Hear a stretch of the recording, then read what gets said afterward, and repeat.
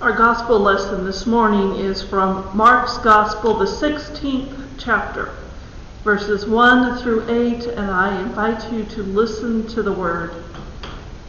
When the Sabbath was over, Mary Magdalene and Mary, the mother of James, and Salome brought spices, so that they might go and anoint him. And very early on that first day of the week, when the sun had risen, they went to the tomb. They had been saying to one another, "Who will roll away the stone for us from the entrance to the tomb?" When they looked up, they saw that the stone, which was very large, had already been rolled back. As they entered the tomb, they saw a young man dressed in a white robe sitting on the right side, and they were alarmed. But he said to them, "Do not be alarmed. You are looking for Jesus of Nazareth who was crucified. He has been raised. He is not here. Look, there is the place they laid him. But go, tell his disciples and Peter that he is going ahead of you to Galilee. There you will see him just as he told you." So they went out and fled from the tomb, for terror and amazement had seized them. And they said nothing to anyone, for they were afraid. This is the word of the Lord. Thanks be to God. A few weeks ago, I had a Zoom gathering with 4 of my dearest friends. All of us are clergy, but all 4 of them are chaplains. 2 work as hospital chaplains and the other 2 as hospice chaplains. Now this means that every gathering we have, physical or virtual, does not matter, will include conversation about death. We're not morbid, by the way. We don't fixate solely on death. It's just going to happen. Sometimes it's no more than a casual comment about the number of deaths attended to in the week. But other times, there is a need to vet and process, because the number that week had been so high, so overwhelming, or the circumstances around deaths had been so traumatic. And yet sometimes we get a bit irreverent as someone shares one of the stranger things that can occur at the deathbed. In this particular gathering a few weeks ago, the talk focused on a conversation held between family members and the funeral home workers who had come to take the body. Someone in the family asked if the employees had been vaccinated, and they replied yes, and then explained it was because they were part of the healthcare industry. Now, this led to some joking on our part about funeral home workers being considered health care. And that led to more stories on different ways that we had heard funeral home workers refer to themselves. And one of my friends shared that one such employee called themselves the last responders. I think that is actually a very good description. Funeral home workers, whether the deceased is being buried, cremated, or donated to science, are the last people to respond, to see, to touch, to provide care for the body. Now, prior to the U.S. Civil War, the preparation of the body was typically done in the home and taken care of by family members and or very close friends. There was no embalming, And funeral homes were not common, particularly outside of large metropolitan areas. Most deaths also happened at home, and they were taken care of in the home. And so before a certain point in our history, death was actually a very normal part of life. It was not removed or hidden behind closed doors and carefully worded euphemisms. Death was present. And those who cared about the living person were also their last responders. And so Mary Magdalene, Mary, and Salome were not doing anything that would be considered out of the ordinary on that first day. And it also means that they were going to that tomb with no expectations or hope that they would find anything but a cold body waiting for them. They were Jesus' last responders, going to be the last ones to ever see his face, touch his hands, his feet, his side. They came with no sense of joy, no sense of anticipation. They came in grief, in love, and with that strange sense of honor that comes from attending the dead.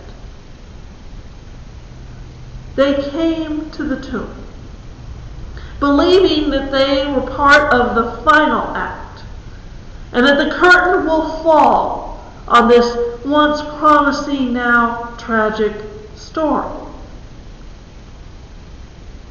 But the curtain will not close. The women discover that the tomb is not only open, a shock of its own, but empty, or at least occupied by the wrong person, who also happens to be very much alive. And I believe this would have been a big shock to anyone's system. Their hearts would have begun to race as they approached the tomb, and their anxiety about how they were going to get into that tomb increased into panic as they saw the stone rolled away, and questions began to swirl in their minds. What had happened here? Who had been here? What would they find? Oh Lord, what if someone's done something with the body? They would have been gravely upset. Panic, anger, fear, sorrow, all crashing together inside of them. And so the first words out of the young man's mouth are pastoral assurance, a variation on a theme so often heard when God does something remarkable. Do not be afraid. Don't be alarmed, he says to them. And then relays the most extraordinary news. This crucified Jesus has been raised and is not here. And before that has a chance to even sink in, he gives the three women very precise instructions. Go, tell his disciples and Peter that Jesus is going ahead of them, and they will see him in Galilee. And in the time it takes for a bright flash of light to sear up the eyes, the women are changed from last responders to first responders. For they are the ones commanded to tell the good news.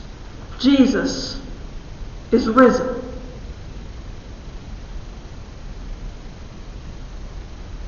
We have celebrated this moment for over 2,000 years now.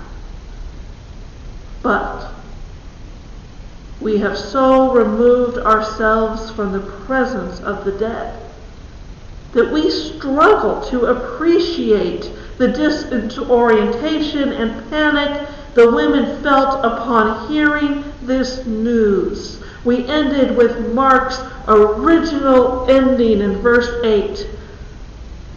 So they went out and fled from the tomb, for terror and amazement had seized them, and they said nothing to anyone, for they were afraid.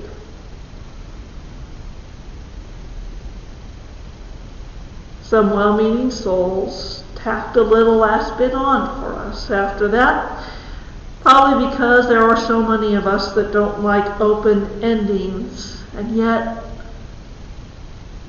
the resurrection was always meant to be an open ending. The curtain did not fall then, and it does not fall now, except that it does. So removed from it are we that the news of this day has little impact on us. Oh, we enjoy the celebration. We like the pomp of it all, the music, the flowers, the return of color and alleluias after the seasons of Lent. But when the sun sets today, we return to business as usual. The terror and amazement of the women is something we have not experienced because we have not been, nor are we often willing to be those last responders.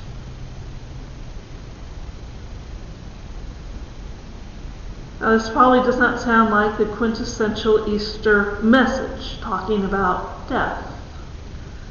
But if we do not go first to the tomb with the women, if we just hop from last Sunday's parade to today's celebration, then our experience of this event is as hollow as the chocolate bunnies we consume. Jesus was dead, falsely tried and convicted of sedition, executed by the state. He died a horrific death that was observed by bystanders that included these 3 women. They were there. They knew he was really dead. And in case anyone else was wondering, Pilate had the death confirmed before the body was taken away and placed in the tomb. We cannot escape or deny that, no matter how uncomfortable it may make us, because if we do, to paraphrase Charles Dickens, nothing that follows makes any sense. He was dead. Now, he is risen.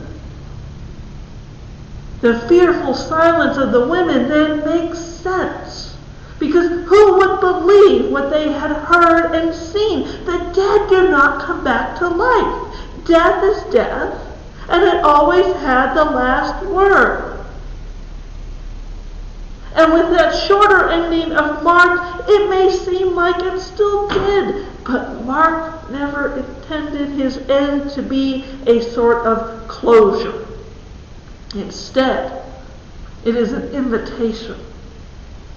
It is an invitation to each and every one of us who celebrate this day to also become last responders, to step forward to that tomb and see what we will discover there.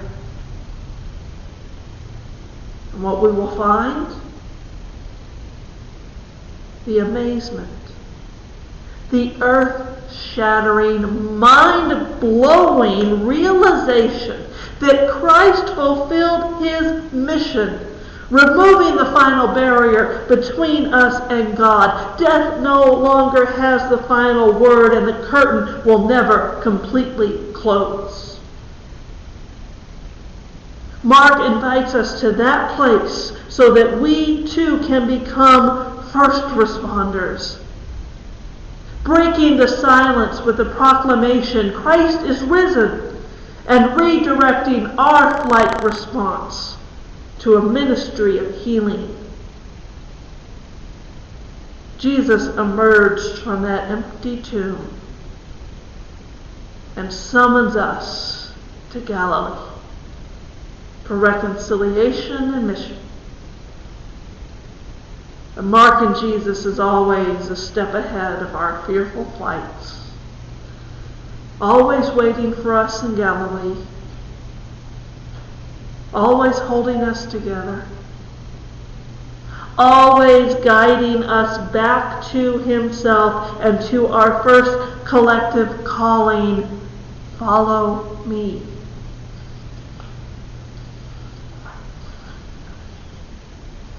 So at this empty tomb that defies explanation,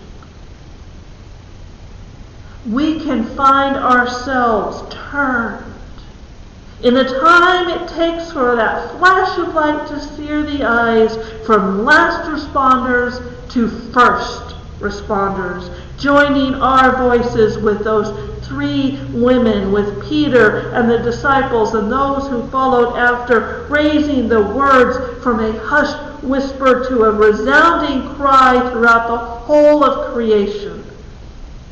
Christ has risen. He is risen indeed. Amen.